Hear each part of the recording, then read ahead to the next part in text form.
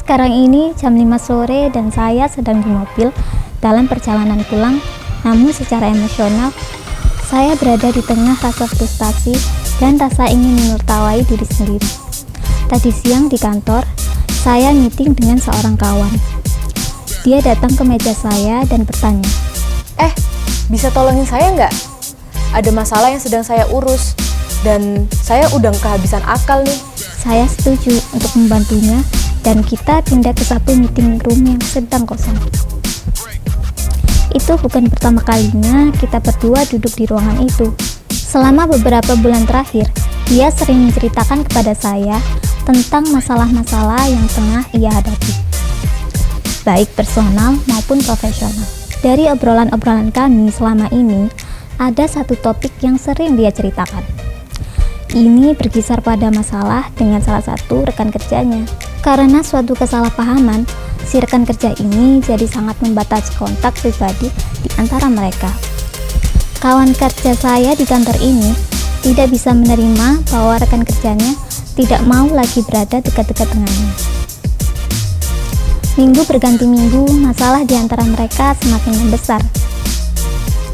Rekan kerja saya ini bertekad untuk mendapatkan perhatian kembali dari rekan-rekannya, dan setiap hari intensitasnya makin bertambah. Dia ingin mengobrolkan dengan saya interaksi terakhirnya dengan rekan kerjanya pagi itu. Saya mendengarkan dengan seksama dan mengajukan beberapa pertanyaan yang saya harap bisa membantunya melihat problem ini dengan lebih jelas sehingga dia tahu apa yang dia inginkan. Saya juga memberikan sudut pandang saya mengenai situasi yang tengah dihadapinya ini. Selama hampir 2 jam, kita berbicara maju mundur tentang masalah ini dan akhirnya dia berkata bahwa dia akan mencoba hal yang sama lagi besok. Saya merapikan barang-barang saya dan dengan rasa heran berjalan ke mobil. Baru di perjalanan pulanglah, saya menyadari bahwa saya telah mengizinkan diri saya ambil bagian dari drama teman kerja saya itu. Dari pengalaman itu, saya belajar satu hal penting. Pada saat berurusan dengan orang yang memiliki victim mentality, pastikan kalian terbebas dari drama mereka. Akan sangat sulit menahan diri untuk tidak melakukan satu hal kecil yang mungkin akan membantu situasi mereka. Tapi, jangan terjatuh ke dalam perangkap itu, karena yang mungkin terjadi berikutnya adalah kalian jadi terseret dan terjebak ke dalam sebuah masalah yang sebenarnya bukan masalah kalian sendiri.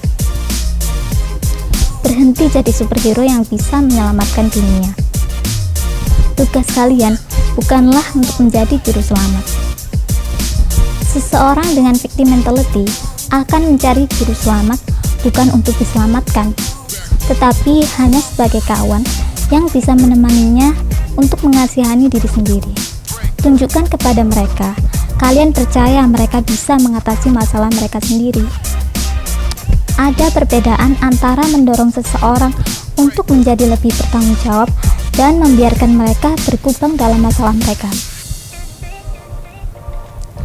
Namun, cara terbaik untuk melakukannya adalah dengan membuat pernyataan yang jelas. Siapa yang akan melakukan, apa, dan kapan? Pernyataan itu harus eksplisit dan bisa dilakukan. Apabila seseorang dengan victim mentality tidak mau membuat pernyataan tentang apa yang akan mereka lakukan, maka mereka tidak benar-benar serius ingin mengubah keadaan. Mereka sudah cukup puas dengan mengeluh. Jangan buang waktu kalian dengan orang seperti ini. Kalian harus move on. Jika kalian berada dalam situasi di mana kalian harus berurusan dengan orang berpola pikir victim mentality, bersiaplah untuk disalahkan. Kalian akan dituduh tidak suportif. Kalian akan dituduh meninggalkan mereka. Mungkin mereka akan bilang kalian berhati dingin, atau kalian hanya memperburuk kesalahan. Kalau kalian memilih untuk membantu mereka pun, kalian tetap akan dimaki, karena kalian terlalu memaksa mereka untuk berubah dan kalian tidak mengerti kesalahan mereka. Atau mungkin mereka bilang kalian hanya bantu setengah-setengah. Situasinya selalu serba salah. Berilah orang-orang ini kebebasan untuk memilih jalan mereka sendiri dalam hidup. Bila mereka nyaman dengan hidup mereka sebagai victim, itu hak mereka. Fokuskan waktu dan tenaga kalian untuk orang-orang dan hal-hal yang membawa kebahagiaan untuk kalian.